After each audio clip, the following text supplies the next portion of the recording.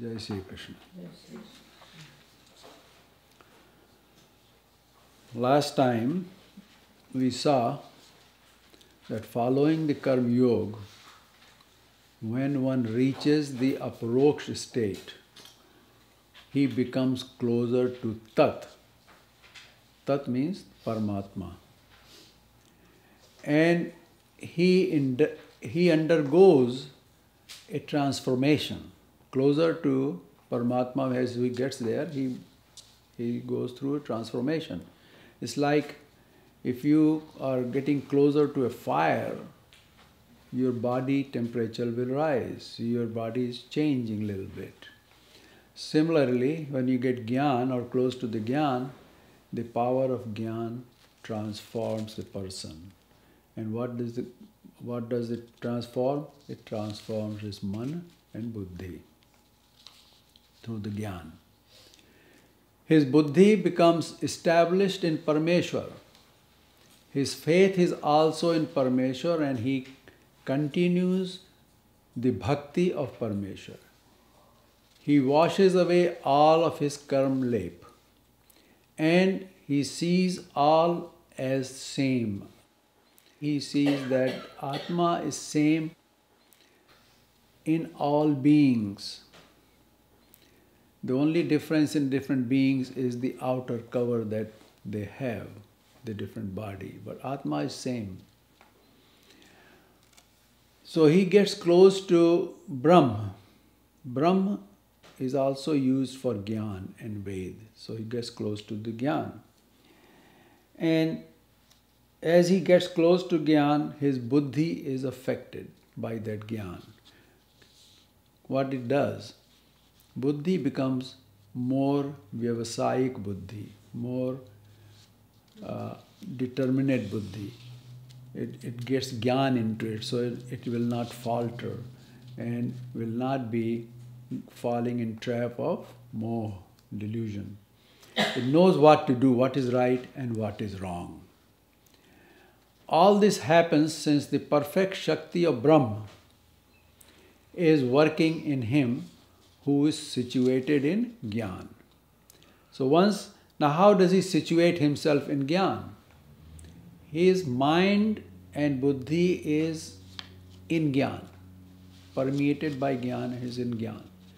So that's how he is situated in Gyan.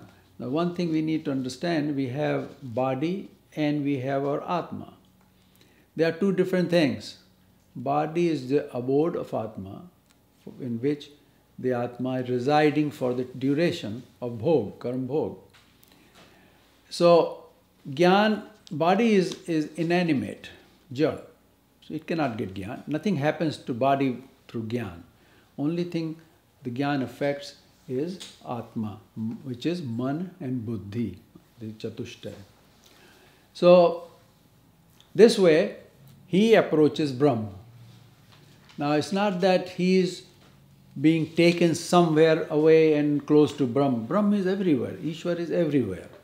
So wherever he is there, he can now make contact with Brahma, because his karma lep is gone, his outer avran is finished, gone.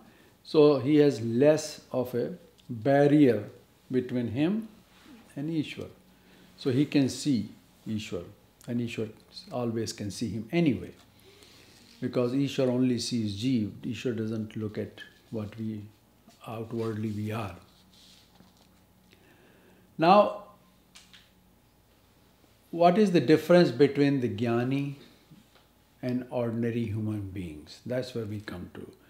The person who is Jnani, who has gone into Aparoksha, and the ordinary person. What is the difference in the two? There is a big difference between the Jnani and ordinary human being. This is an important subject matter. The characteristic of one who is Jnani is described in the next shloka. Na praharshet priyam prapya, no dvijet prapya cha priyam, sthira buddhira sammudho, brahmavid brahmani sthitaha. Na prahashyeti prapyam, na dvejit prapya chapriyam. So, he does not rejoice, prahashyes, he does not rejoice upon receiving the pleasant, whatever pleases a human being. He doesn't rejoice. He does not hanker, or he does not long. There is no longing to obtain the pleasant. Whereas first of all, the ordinary person remains preoccupied with the thought of obtaining what he likes, what is priya to him. That's what the ordinary person does. Jnani it doesn't matter. He is not longing for something that human beings like, or anybody likes.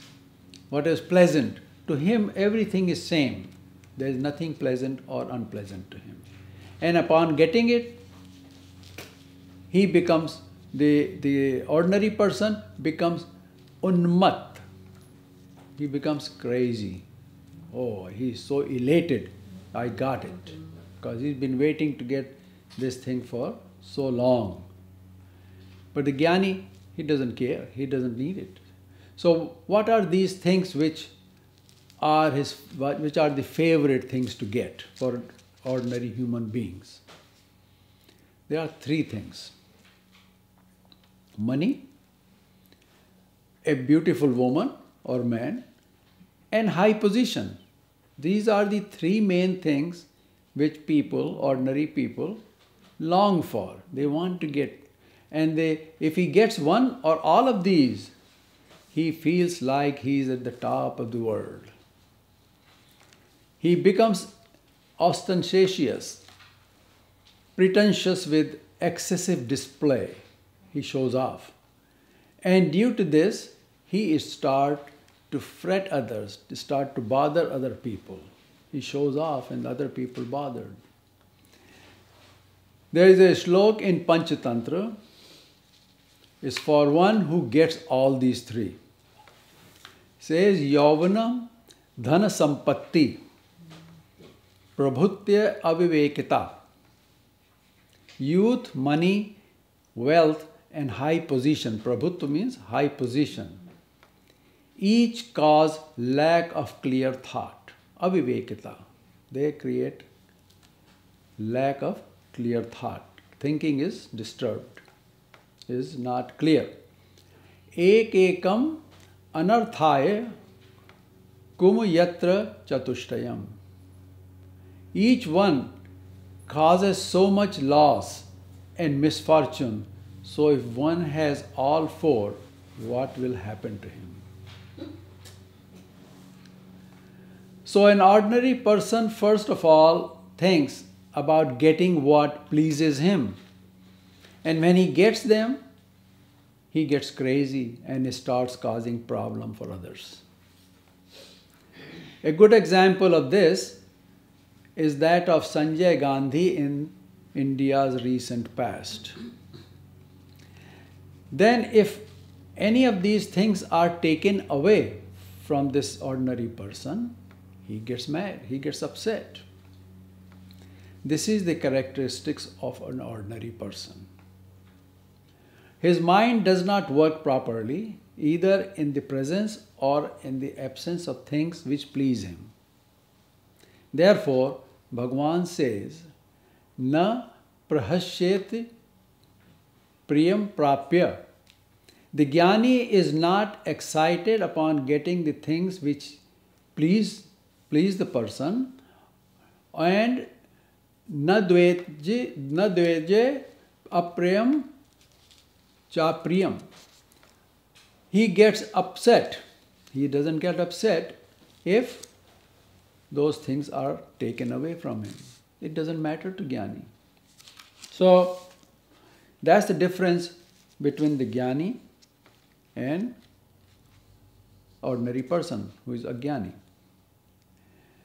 His buddhi works properly in both cases. Whose buddhi? The buddhi of the jnani. Because his buddhi is now in contact with Paramatma. So, under jnana, And Gyan is always truth and is always correct. There is nothing wrong can happen when there is Gyan. It's absolute. So, this is not the case with the ordinary person because his buddhi doesn't have that Gyan. So the Jnani keeps his buddhi unwavering, sthir buddhi, and remains asammuro. He is not a mood, he remains asammuro. He does not attach to any situation or anyone. He has no doubts. What does he do then? Brahmavid Brahmani Sthiti. Having known Gyan single-mindedly, he remains established in Brahm or the state of equanimity. This is the state in which Jnani dwells. So Jnani is always dwelling in that state. And how do they live in this state? Now he is living there, but how does he live in that state is given in the next sloka.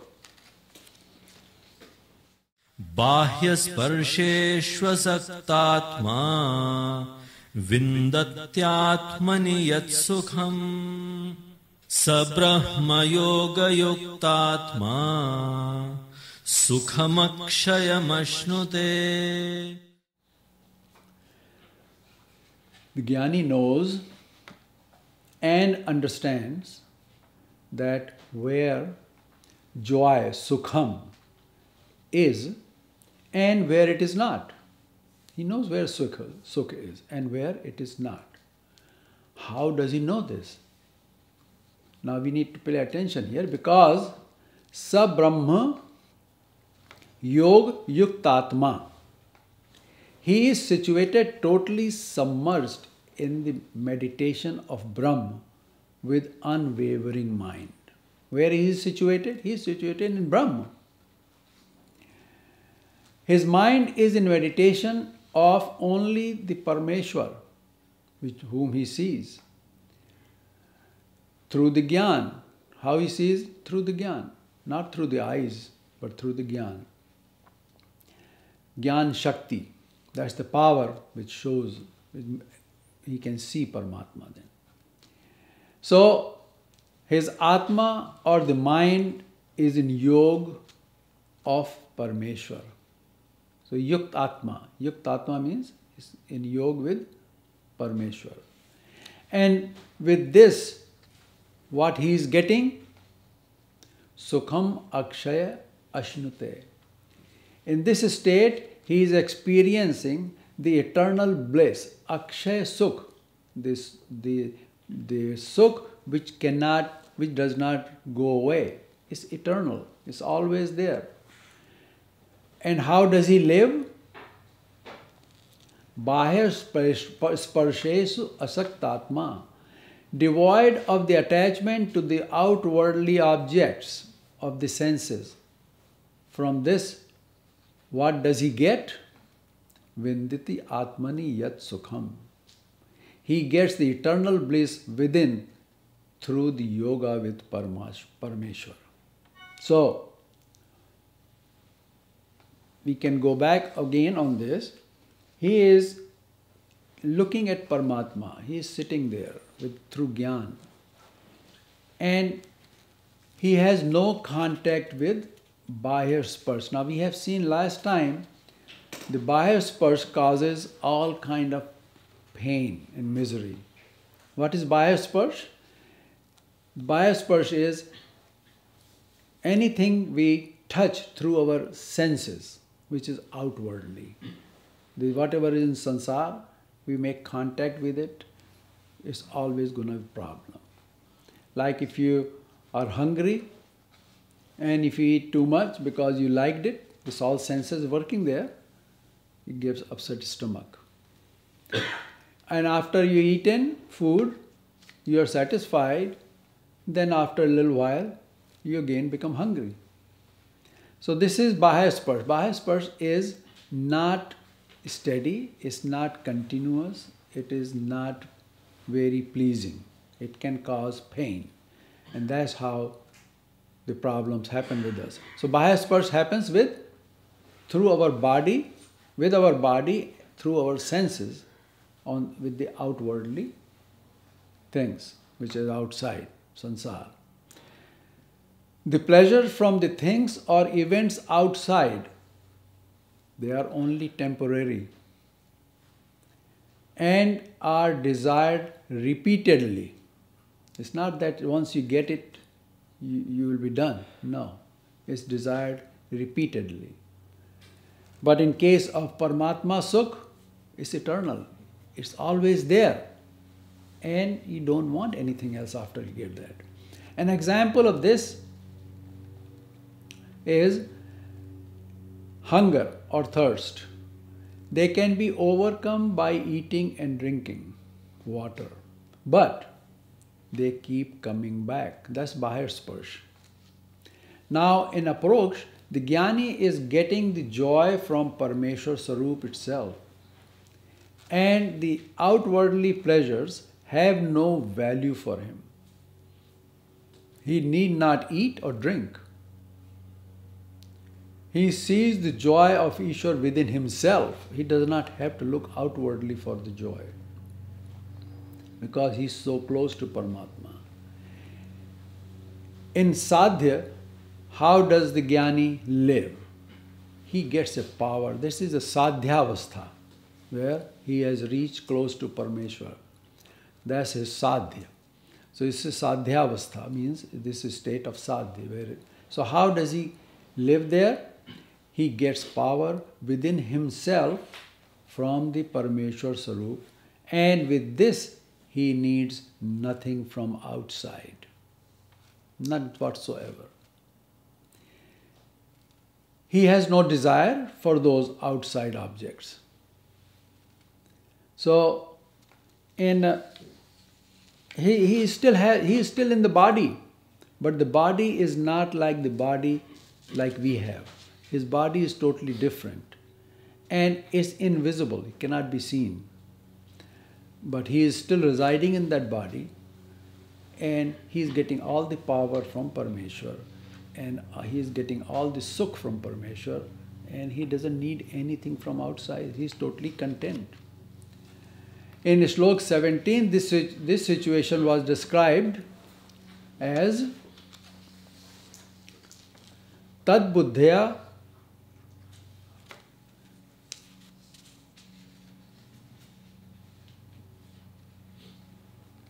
Tad Buddhya Tadatmanam. His desires are now in Parameshwar, and he has become Tat Parayana. He is always in bhakti of Parameshwar. Tat Parayan means Tat is Paramatma, and Parayan, he is doing bhakti of Parameshwar, whom he sees. The next shlok is related to this also. ये हि संस्पर्शजा भोगा दुःखयोनय एव ते आद्यन्तवन्तः कौन्तेय न तेषु रमते बुधः.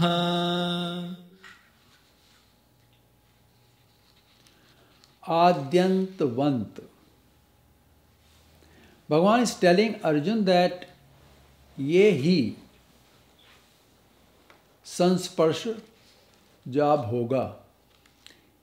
These bhog, or the experience which are born out of the contact of senses with their objects outside.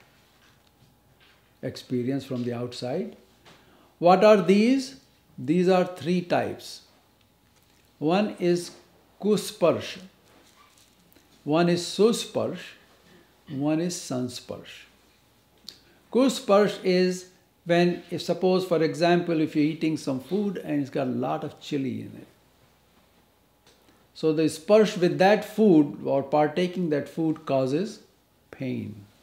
Kusparsh. Susparsh, something that you really love to eat.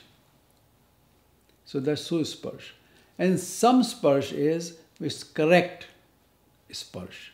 contact is equal, correct. So for example, a person feels hungry, but the food is loaded with hot chilies. Eating that food will be kursparsh. The proper bhog will be through samsparsh. So the sparsh from bahya objects is samsparsh. And good bhog, that is good bhog, will be through susparsh. Here Bhagavan says, ye hi samsparshaja bhoga. These bhog which result from samsparsh, their consequence is dukha yonah evatay. They are the cause of only pain. So bahya sparsh is cause of only dukh, because it is there and it's not there. Only pain is born out of these bhog. This is one characteristic.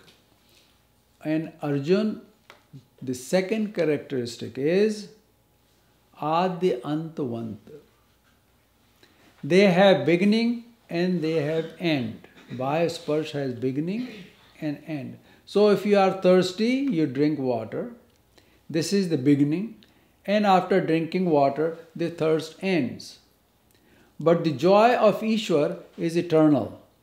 It has no beginning and no end. Therefore, what wise ones do, na teshu ramate buddha. Buddha means those who are buddhiman, those who are wise people, jnani, they do not seek pleasure in these bahya sparsh things, because they come and they go. That's why they cause pain.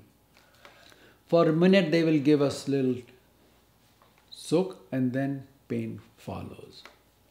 This is the influence of jnana. And the jnani, this is how jnani understands and can practice through the power of jnana. Another name for human being is nar. The one who na means who does not, and ra gets absorbed in the worldly activities. That's nar. Everybody is not nar. Nar is the one who is not absorbed in the outside thing, bahya sparsh things. He is only looking inwardly. Nara. He is the wise one. There's only wise people are those who are nar. Now we take the next shlok. Shaknoti haiva yah sodhum prak sharira vimokshanat kama krodhodbhavam vegam sayukta sasukhi naraha. Here again the word is naraha. Until now in Gita, Bhagavan has given two characteristics of yoga. In chapter 2, Shlok 45, he said, being free from the pair of opposites, nirdvand. And in Shlok 50, he said, yoga is very dexterity of work. Yoga karmasu kaushalam. That's what yoga is. Here Bhagavan is telling us a third characteristic of yoga. That is winning over the impulse of Kam and Krodh. Winning over the impulse of Kam and Krodh is also yoga.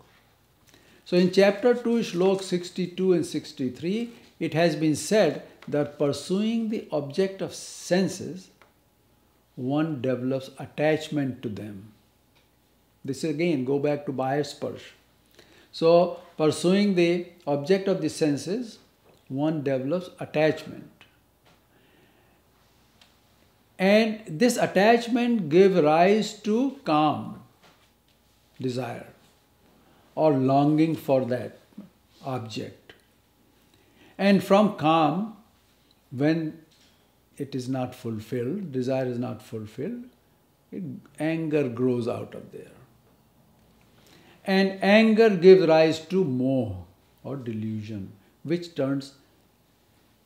in turn ruins the buddhi. Cannot think straight. You want something very badly, cannot have it.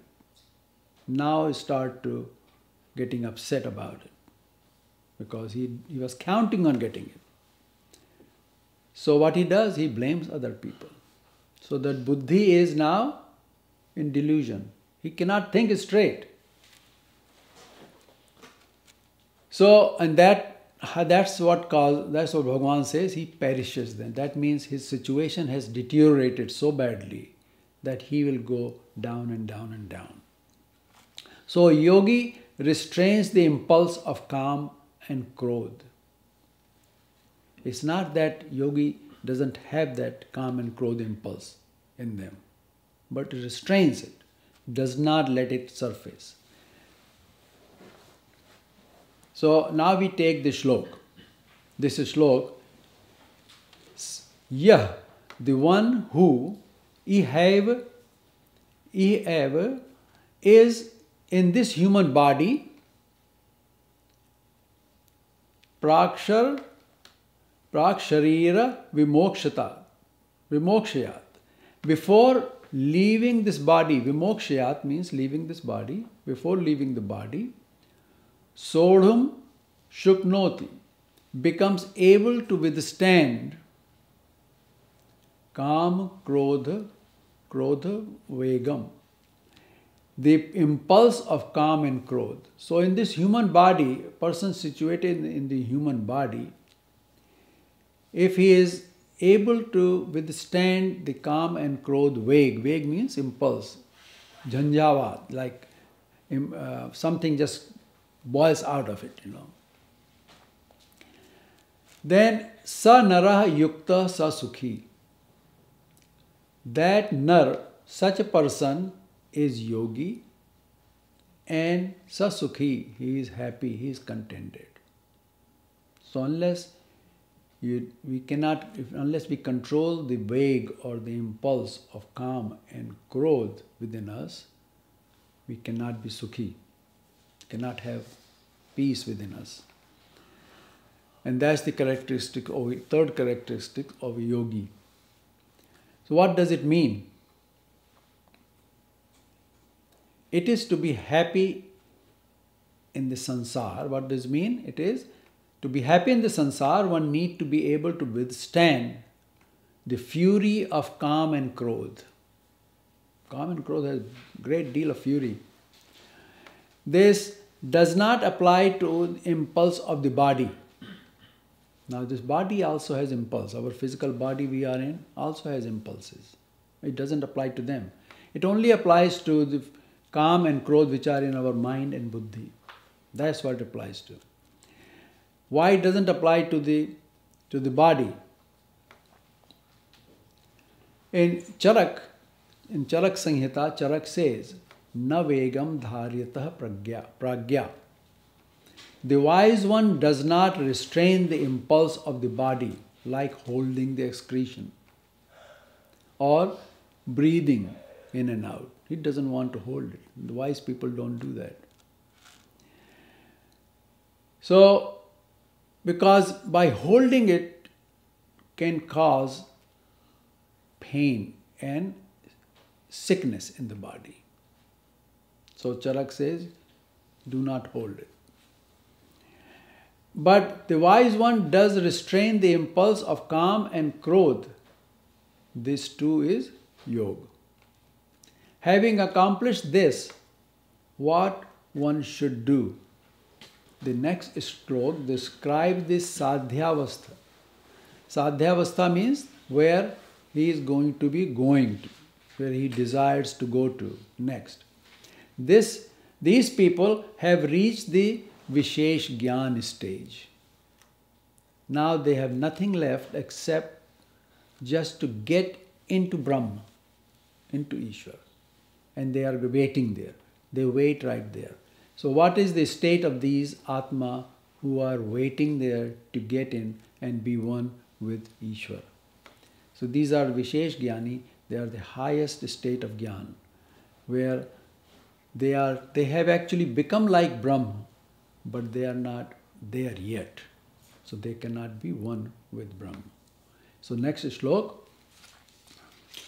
Yontas sukhontararamah tathantar jyotirevayah sayogi brahma nirvanam brahma bhutodhigacchati. Sayogi brahma nirvanam brahma bhuto adhigacchati. Ya ev ant sukham. The one whose happiness is within himself, anta sukham. He does not get any pleasure from outside. And who is anta jyotir? His light of life is also within himself. It's not coming from outside anywhere. Sa yogi, that yogi, he is yogi, meaning he is jnani, who adhigacchati brahma bhuto brahma nirvanam, who is sitting having become like Brahma. To get into Brahma, be one with Brahma, he has not yet become Brahma. This is the state of Vishesh Jnani. He is just there, but he cannot get in there yet. Be one with Brahma. So, to be one with Brahma, what will happen? What will happen is, labhante brahma nirvanam kshina kalmasha. Next slok. Labhante brahma nirvanam rishayah kshina kalmashaha छिन्नद्वैधायतात्मानः सर्वभूतहिते रताः.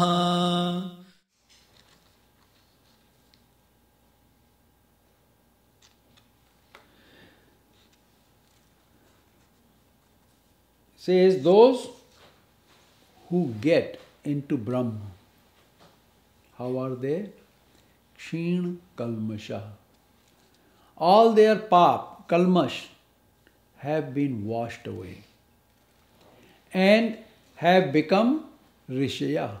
Rishi means jnani. Chinna dvaidha, whose all doubts, dvaidha means duvidha, dwan, all doubts have been destroyed. We will take this next slok together, two sloks, next one. So, yat atmanah, but are still making effort within their atma to be one with Ishwar and sarva bhuta hiterata. He has well wishes for all the living beings. And he looks everyone same. For all, but he looks only to Ishwar. He has got well wishes for all living beings, but he is only looking to Ishwar, where he wants to go to. So what are they like? What these people are like now? Kam krodha viyuktana. Kama krodha viyuktanam yatinam yatachetasam abhito brahma nirvanam vartate viditatmanam. They are vidi atmanam. They have known their atma. Vidi means to know. Vidi atmana. Or they have become jnani. Atma jnana is jnana. Jnani has atma jnana. And it has been said that atma jnana leads to moksha. And how did they become jnani? Kam krodha viyuktanam. In them, Kam and Krodh do not develop at all.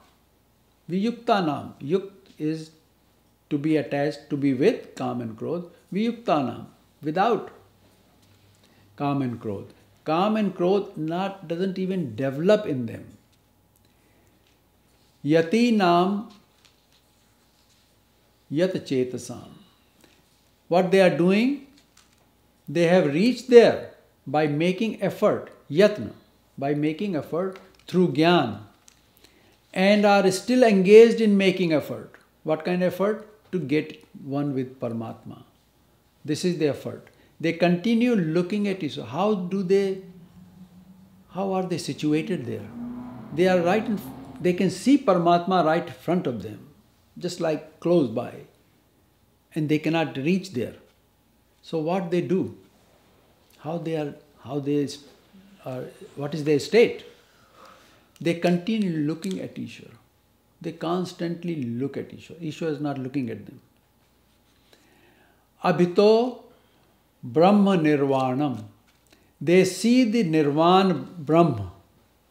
However, they are not in it yet, but are with it Atmana. Situated looking at Brahma, all over, everywhere. Brahma is everywhere. He sees Ishvara everywhere, around him and everywhere, but he cannot get there. They are Vishesh Jnani waiting for Ishvara Kripa. So he has to wait there for long duration, just looking at Ishvara. That's all. And he does, we'll find out what he does while he's looking at Ishvara. And he's just waiting for Ishvara to look at him and take him in. That is Kripa. That's the ultimate Kripa there is. So, now we take this next slok.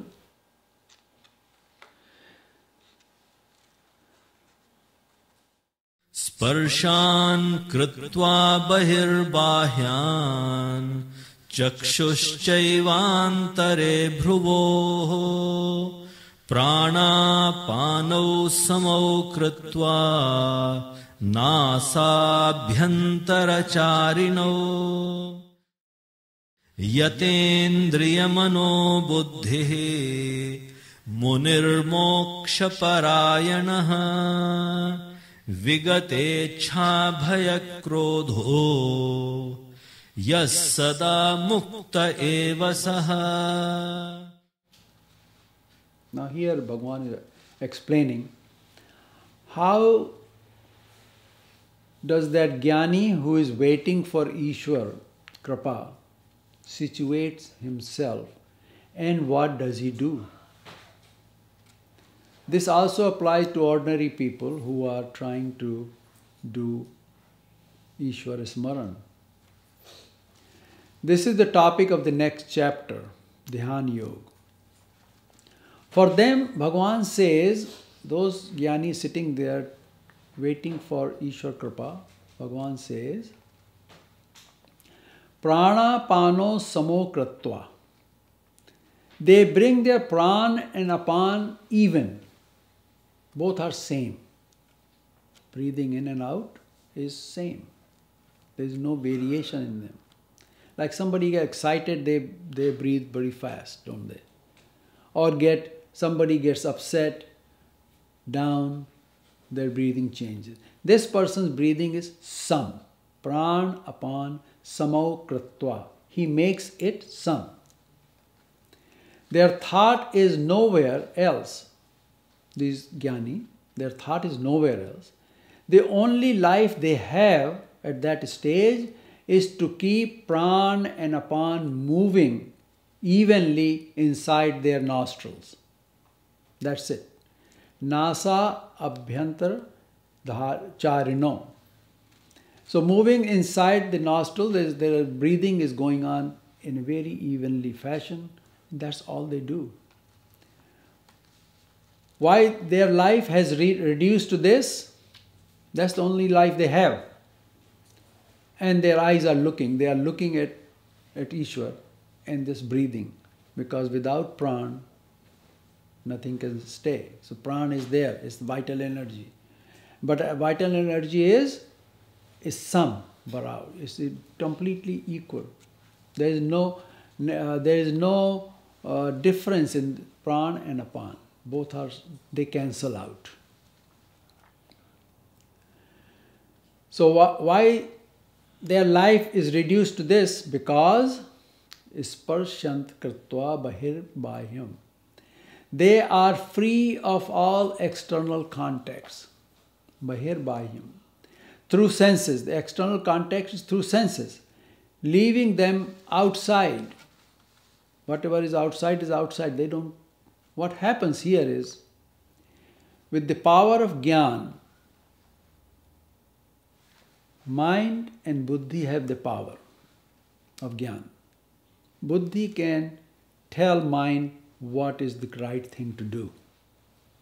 And the right thing to do is to bring all the senses inside, inwardly.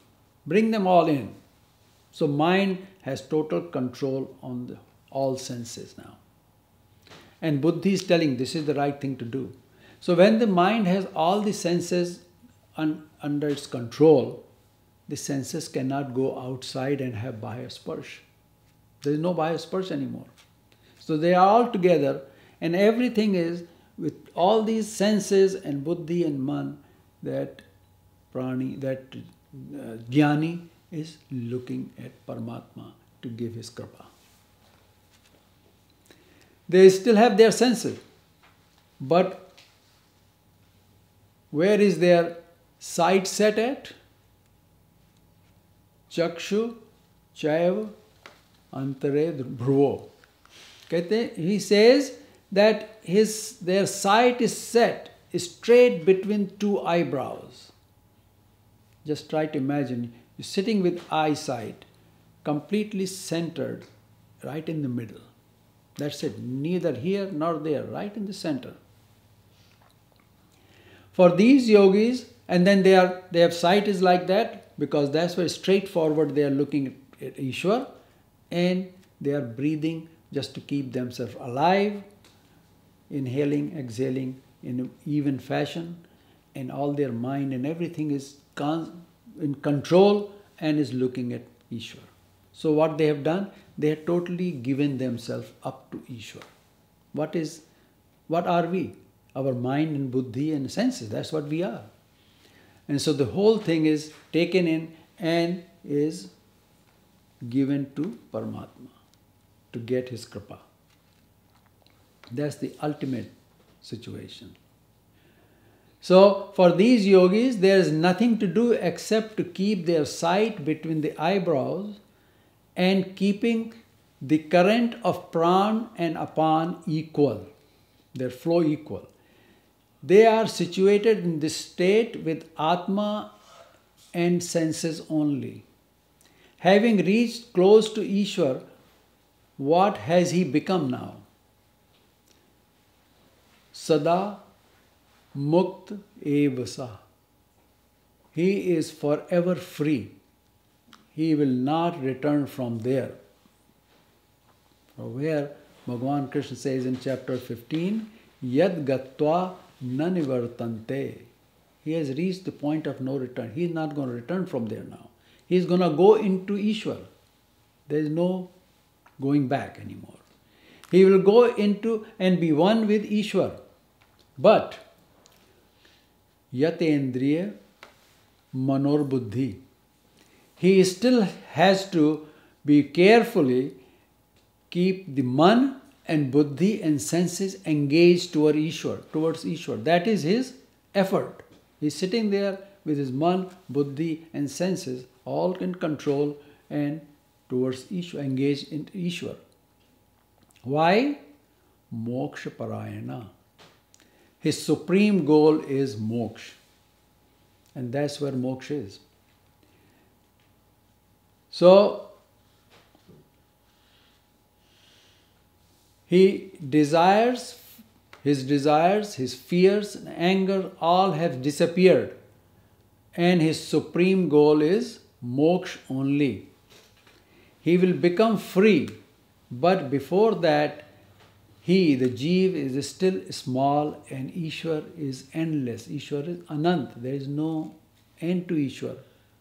But Jeev is very alp, means small, compared to Ishwar. However, both are Keval. Now here's something to understand. Jeev and Ishwar both are Keval. When Jeev merges into Ishwar, it is called Kaivalya. The state of when the Jeev merges into Ishwar, that is called Kaivalya. Or the state of being Keval. Keval, what does it mean? Keval means there is nothing else, only Jeev, with nothing in. Now Jeev who is Keval enters Kaivalya. Making sense? He enters Kaivalya, state of being Keval. Both Ishwar and Jeev are in the same Anand now. He is enjoying the same Anand which Ishwar has. Complete Anand. Therefore, in the last shlok, Bhagavan says, Bhoktaram yajñatapasam sarvalokamaheeshwaram suhridam sarvabhutanam jnatva mam shantimricchate. Thus, Jeev knowing me, Ishwar Bhagavan says, knowing me, that I am the dispenser, Bhoktaram, of Yagna and Tapasam, all the Yagna and Tap. And I am Sarvalok Maheshwaram. I am the great Lord of all lokas, Sarvalok Maheshwaram. And knowing me as well-wisher, he is the only well-wisher that we have, and friend of all beings. There is no other friend, no other well-wisher except Ishwar. And to know him that way, he attains peace in me.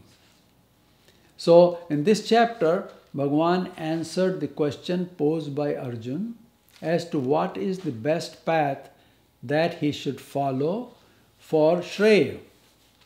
That was his question. So, Bhagavan described in detail how one following the Karma Yoga attains moksha. That's what this chapter is about. Following the Karma Yoga, step by step Bhagavan explained how do you attain moksha. That is the Shreya. To attain moksha is the Shreya. So this completes this chapter. It tatsati Shrimad Bhagavad Gita Supnishatsu Brahma Vidyayam Yoga Shastre Sri Krishna Arjun Samvade Karma Sannyas Yogo Nam Panchamo Adhyaya. Sri Krishna Arpana Namastu.